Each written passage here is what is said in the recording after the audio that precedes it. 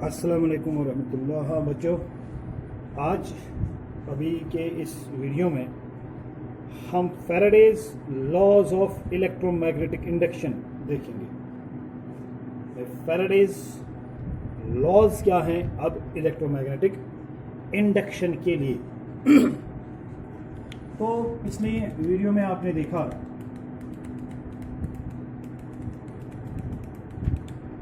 देखा कि एक छोटा सा एक्सपेरिमेंट, सिंपल सा एक्सपेरिमेंट हम कर रहे हैं, जिसमें हमने देखा कि अगर एक गैल्वेनोमीटर को एक कॉइल के साथ कनेक्ट किया जाए और फिर अगर एक मैग्नेट का नॉर्थ पोल मूव करवाया जाए कॉइल की तरफ और कॉइल से परे हटाया जाए, यानी नीचे लाया जाए, ऊपर ले जाया जाए, तो फिर हम क्या देखते हैं कि ये यहाँ पर जितनी देर तक हम इसको मूव करवाते रहे मैग्नेट को या मैग्नेटिक नॉर्थ पोल को, तो यहाँ पर इसमें करंट इंड्यूस होगी और ईएमएफ इंड्यूस होगा। आपने पिछले एक्सपेरिमेंट में ये बहुत खूबी से देख लिया, कई बार मैं इसको रिपीट कर गया कि भाई जब तक आप इस मैग्नेट को नीचे ला रहे हैं आपको इसमें डिफ्लेक्शन मिलती है। नीचे पहुंच के आप रुक गए, चाहे एक सेकंड के छोटे हिस्से के लिए आप रुक गए, तो उसमें आप देखेंगे कि there is no deflection, zero deflection in the galvanometer. मतलब जितनी देर तक आप नीचे आ रहे हैं, जो नीचे आने वाला, जितनी देर तक आप मूव कर रहे हैं मैग्नेट को नीचे की तरफ, उतनी देर तक फ्लक्स चेंज हो रहा है। और जब आप रुक रहे हैं, चाहे बहुत ही कम टाइम के लिए रुकें, उसमें आपको जीरो डिफ्लेक्शन मिलती है, क्योंकि उसमें फ्लक्स चेंज नहीं हो रहा है, उसमें करंट भी इंड्यूस नहीं हो रहे हैं। लेकिन जब आप नीचे आ रहे हैं, फ्लक्स चेंज हो रहा है, करंट इंड्यूस हो रही है, आपको डिफ्लेक्शन मिल रही है। नीचे पहुंच गए, चाहे आप छोटे टाइम के लिए ही वहां पर रुके, तो उस एक सेकंड के 10वें हिस्से के लिए, 100वें हिस्से के लिए भी अगर आप यहाँ पर रुक गए, तो क्या होगा कि उस टाइम के लिए आपको कोई फ्लक्स यहाँ पर चेंज नहीं होगा। इसको फ्लक्स क्रॉस करेगा लेकिन वो चेंज नहीं होगा तब तक जब तक कि आप रुके हुए रहते हैं, और फिर यहाँ पर कोई करंट भी इंड्यूस नहीं होगी, आपको डिफ्लेक्शन नहीं मिलेगी, जीरो डिफ्लेक्शन मिलेगी। जब आप इसको पीछे हटा रहे हैं, ये भी हमने पिछले एक्सपेरिमेंट में देखा, जब हम इसको पीछे हटा रहे हैं, जितनी देर तक हम इसको पीछे ले जा रहे हैं, जितनी देर तक पीछे की तरफ ये मूव कर रहा है, अगर मैं स्लो मोशन में दिखाऊं तो जितनी देर तक ये मूव, हालांकि हमें तेजी से मूव करवाना होगा, लेकिन अगर हम स्लोली इसको दिखाएं तो जितनी देर तक ये मूव करेगा पीछे की तरफ, उतनी देर तक के लिए यहाँ डिफ्लेक्शन होगी इन द अपोजिट डायरेक्शन। जब आप ऊपर पहुंच के छोटे टाइम के लिए भी रुकेंगे, उस टाइम के लिए आपको यहाँ पर जीरो डिफ्लेक्शन होगी। इसका मतलब जितनी देर तक फ्लक्स चेंज होता हुआ इसको क्रॉस करेगा, जितनी देर तक चेंजिंग मैग्नेटिक फ्लक्स इसको क्रॉस करेगा, उतनी देर तक करंट होगी। एक बार नीचे पहुंच गए, फ्लक्स इसको क्रॉस कर रहा है लेकिन वो चेंज नहीं हो रहा है अब, तो यहाँ पर कोई करंट इंड्यूस नहीं हुई। जब आप पीछे ले जा रहे हैं, इसको जो फ्लक्स क्रॉस कर रहा है वो डिक्रीज हो रहा है, जितनी फेज लाइन इसको क्रॉस करें वो डिक्रीज हो रही हैं, ठीक है ना। तो इसमें फिर से करंट इंड्यूस होगी क्योंकि इसके लिए फ्लक्स चेंज हो रहा है। लेकिन ऊपर पहुंच गए, आप रुक गए ऊपर, चाहे छोटे टाइम के लिए ही रुक गए, तो यहाँ कोई करंट इंड्यूस नहीं होगी क्योंकि चेंज इन फ्लक्स इसके लिए रुक गया। अब इसके लिए फ्लक्स चेंज नहीं हो रहा है क्योंकि आपने मैग्नेट को ऊपर रोक दिया, तो नतीजा यहाँ पर आपको डिफ्लेक्शन नहीं मिलेगी। इसका मतलब करंट इंड्यूस होगी चेंजिंग मैग्नेटिक फ्लक्स की वजह से, मगर वो इंड्यूस्ड करंट तभी खत्म हो जाएगी जैसे ही फ्लक्स चेंज होना खत्म हो जाए। अगर फ्लक्स चेंज होना खत्म हो गया, फ्लक्स की चेंज अगर खत्म हो गई, फ्लक्स में जो चेंज प्रोड्यूस हो रही है वो अगर खत्म हो गई इस कॉइल के लिए, अब जो फ्लक्स इसको क्रॉस कर रहा है वो चेंज नहीं हो रहा है, तो जब change in flux for this coil will last, the induced current will last. तो लिहाजा हम इस चीज को इस तरह से कहते हैं, क्या? Whenever a change in magnetic flux cuts across a coil or a circuit, a current or an EMF is induced in it, which lasts only when the change in the flux lasts. जब भी एक changing magnetic flux किसी coil को, किसी circuit को cross करे, तो उस कॉइल, उस सर्किट में उतनी देर तक के लिए करंट या EMF इंड्यूस होंगे, और वो करंट, वो EMF तभी खत्म होंगे जब change in the flux last, जब फ्लक्स में चेंज खत्म हो जाएगी। इस स्टेटमेंट को Faraday's first law of electromagnetic induction कहते हैं। हम इसको नोट करेंगे। First law, whenever a change in magnetic flux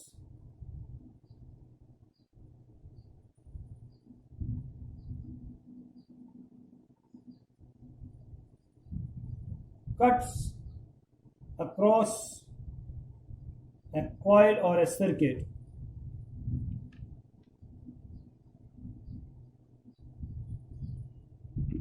a current or an EMF is induced in it,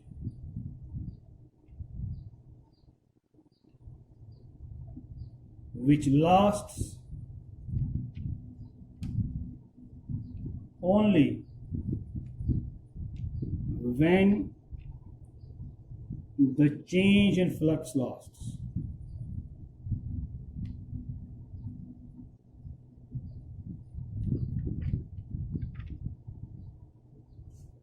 Which lasts only when the change in flux lasts. आप इसको note कर सकते हैं। This is Faraday's first law of electromagnetic induction.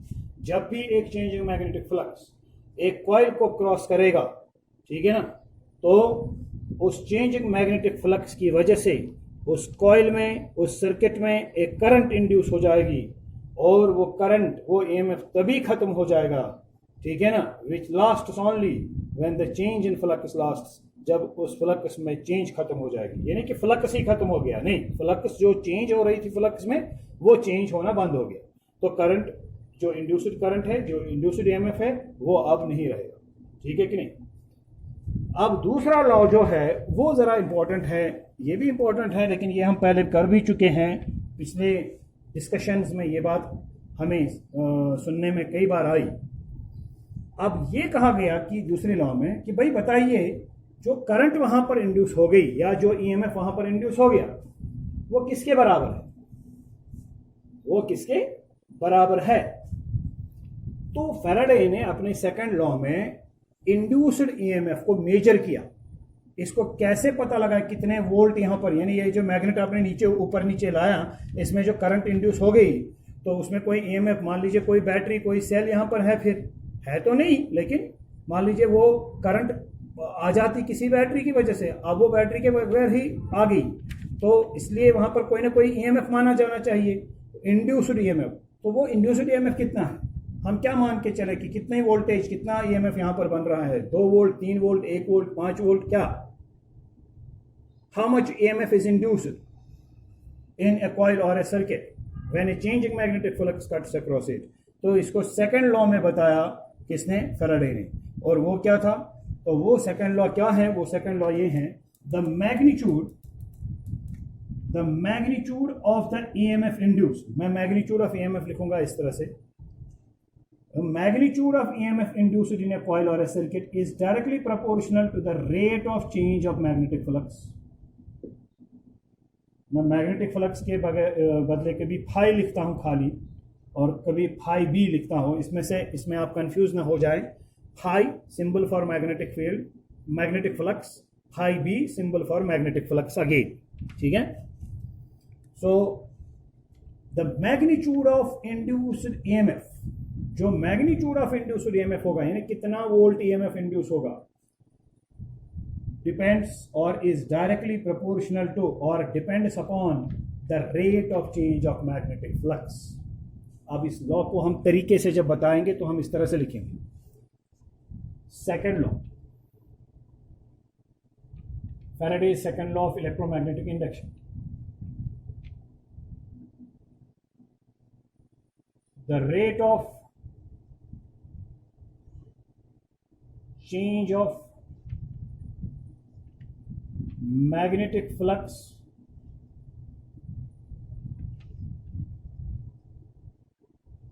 Sorry, ऐसे थोड़ा सा मुश्किल हो जाएगा, ऐसे आसान रहेगा। The magnitude of EMF induced in a coil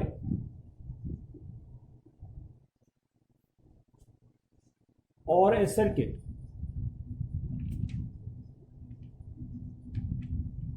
is directly proportional to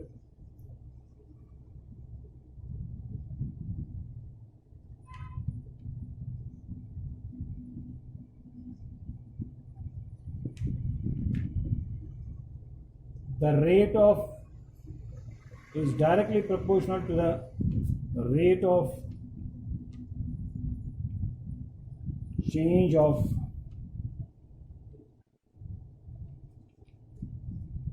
magnetic flux.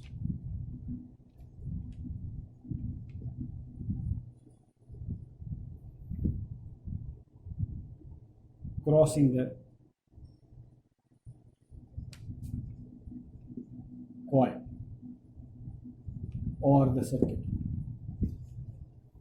The magnitude of EMF induced in a coil or a circuit, जो EMF है उसका मैग्नीट्यूड, जो EMF इंड्यूस हो रहा है एक कॉइल में, जो EMF इंड्यूस हो रहा है एक कॉइल में या एक सर्किट में, उसका मैग्नीट्यूड क्या है? Directly proportional to the rate of change of magnetic flux.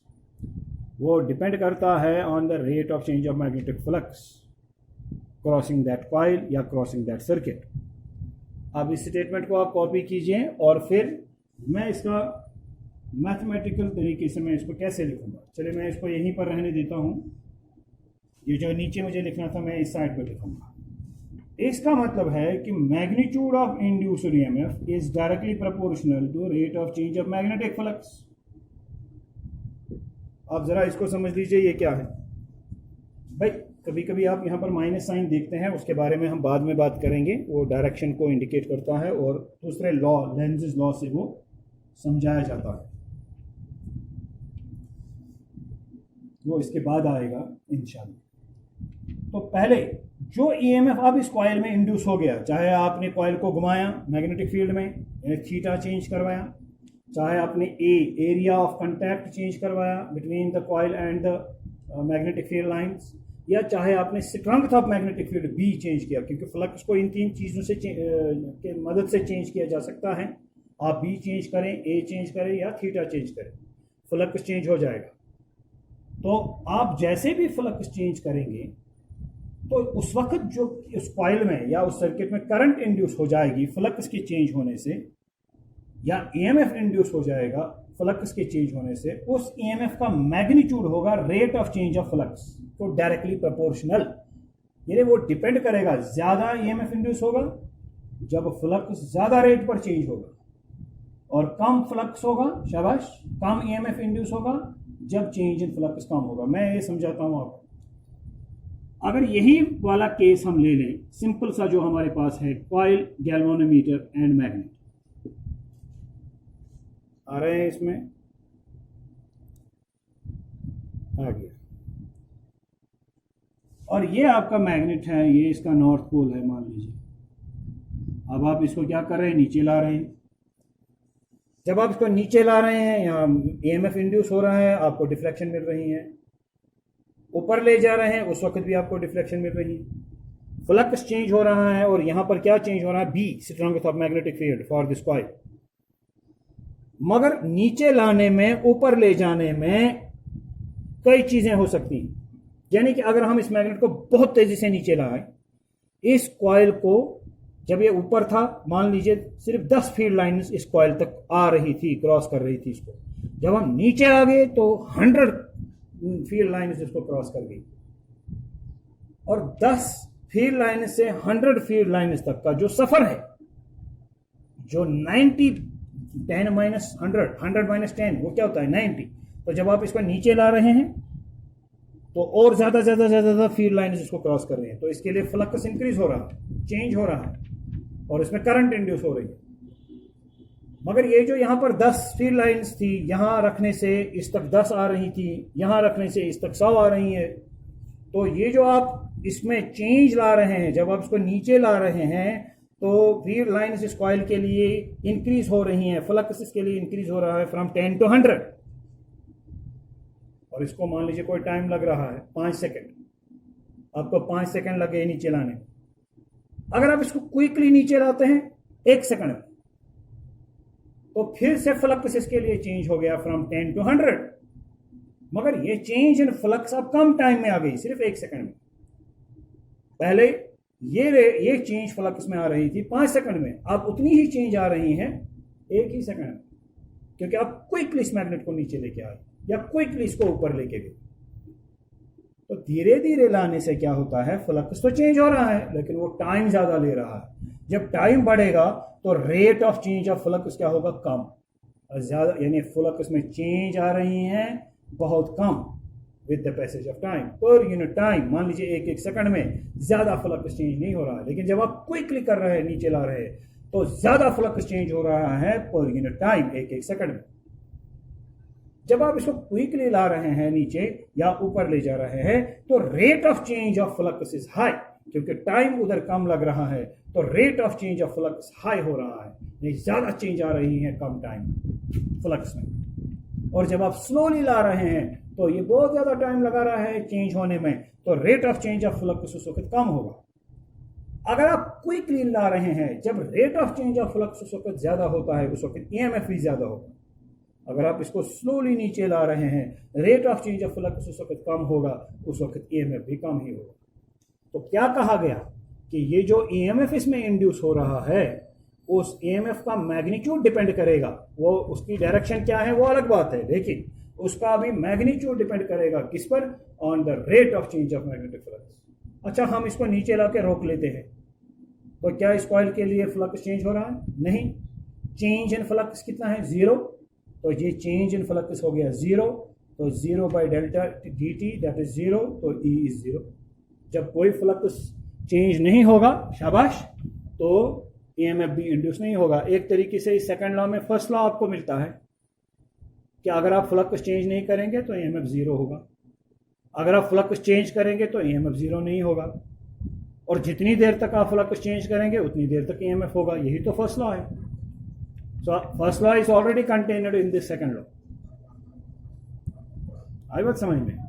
तो हमारा लॉ क्या है, the magnitude of the inducer EMF, जो हमारा ईएमएफ है जो इंड्यूस हो गया, उसका जो मैग्नीट्यूड है, the magnitude of the inducer EMF is directly proportional to the rate of change of magnetic flux. अब एक और एग्जांपल हम यहां पर ले सकते हैं, मैं इसको रब करूंगा। फॉर एग्जाम्पल, हमारे पास एक कॉइल है और ये मैग्नेटिक फील्ड लाइन्स है, ये मैग्नेटिक फील्ड है, और इस मैग्नेटिक फील्ड में ये कॉइल हमने रखी हुई है और ये घूम रही है। क्या चेंज हो रहा है? थीटा, बिकॉज नॉर्मल चेंज हो जाएगा, नॉर्मल इस मैग्नेटिक फील्ड लाइन्स के साथ एंगल चेंज करेगा, तो थीटा चेंज हो गया। अगर आप इस कॉइल को बहुत तेजी से घुमाएंगे, 500 रोटेशंस पर मिनट, RPM, रोटेशंस पर मिनट, और अगर इस कॉइल को फिर धीरे से रोटेट करेंगे, शाबाश, क्या होगा? 300 रोटेशंस पर मिनट। आप बताइए, थीटा बहुत तेजी से चेंज हो रहा है जब आप इसको बहुत तेजी से घुमा रहे हैं, so flux, rate of change of flux उस वक्त ज्यादा होगा, और इस वक्त ये बहुत कम रोटेशंस कर रहा है पर मिनट, तो इस वक्त rate of change of flux कम होगा। तो इस वक्त जब इसका rate of change of flux ज्यादा होगा, उस वक्त ईएमएफ भी ज्यादा होगा, और जब इसका rate of change of flux कम होगा तो उस वक्त ईएमएफ भी कम होगा। ये हर तरीके से, जिस तरीके से भी आप ईएमएफ चेंज करेंगे, फ्लक्स चेंज करेंगे, अगर उस फ्लक्स को आपने बहुत ज्यादा चेंज किया कम टाइम में, तो rate of change of flux high हो गया, उस वक्त ईएमएफ भी हाई ही होगा। और अगर आपने धीरे धीरे फ्लक्स को चेंज किया, ने ज्यादा टाइम लगाया, तो rate of change of flux कम हो जाएगा, और जब रेट ऑफ चेंज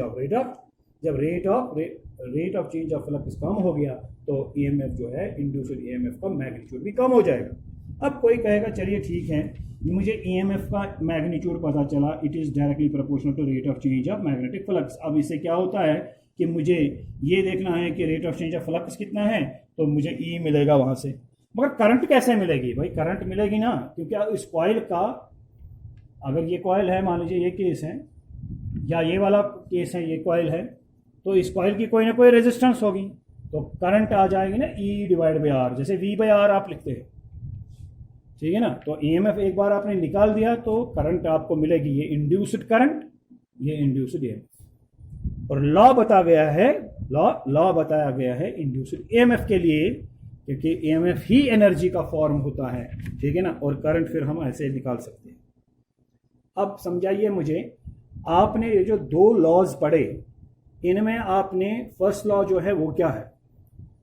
अच्छा, वो मैं फिर आपसे पूछता हूँ, लेकिन पहले मैं यहाँ पर एक और चीज़ बताऊँगा कि जब आप इस तरह से कभी लिखा हुआ पाते हैं E is directly proportional to D not E, ये B है, D phi B divide by dt, आप यहाँ पर एक नेगेटिव साइन पाते हैं, ठीक है ना। This negative sign in second law को हम ऐसे भी लिखते हैं, या अगर हम मॉड लिखें इससे, mod of E magnitude of E is d phi by dt, तो फिर नेगेटिव साइन नहीं भी डालेंगे चलेगा, लेकिन अगर ऐसे लिखेंगे तो हम नेगेटिव साइन डाल देते हैं। ये नेगेटिव साइन का मसला क्या है? This is not explained by Faraday और Faraday's laws, this is explained by Lenz law, जो इसके बाद आएगा, उसमें ये नेगेटिव साइन हम समझाएंगे, ये नेगेटिव साइन क्यों डालते हैं, ठीक है कि नहीं। फिलहाल आप ये रखेंगे कि जो हमारे दो लॉज है इलेक्ट्रोमैग्नेटिक इंडक्शन के, जो फैराडे ने हमें दिए, उनमें से पहला लॉ क्या है? Whenever a changing magnetic flux cuts across a coil और ए सर्किट, ए करंट और an EMF is induced in it which lasts only when the change in the flux lasts. ये पहला law है। अब इस law को कभी दो किस्तों में कोई कहता है तो वो उसको फर्स्ट लॉ और सेकंड लॉ कहता है, लेकिन है ये एक। अब दूसरा, द सेकंड लॉ क्या है? Second law, Faraday's second law gives us the magnitude of the induced EMF, and it states that the magnitude of induced EMF, shabash, in a coil or a circuit is directly proportional to the rate of change of magnetic flux cutting across that coil or that circuit। तो ये दो laws हैं, और ये मैंने इस video में आप तक पहुंचाएं। इन पर हम आगे और बात करेंगे इंशाअल्लाह।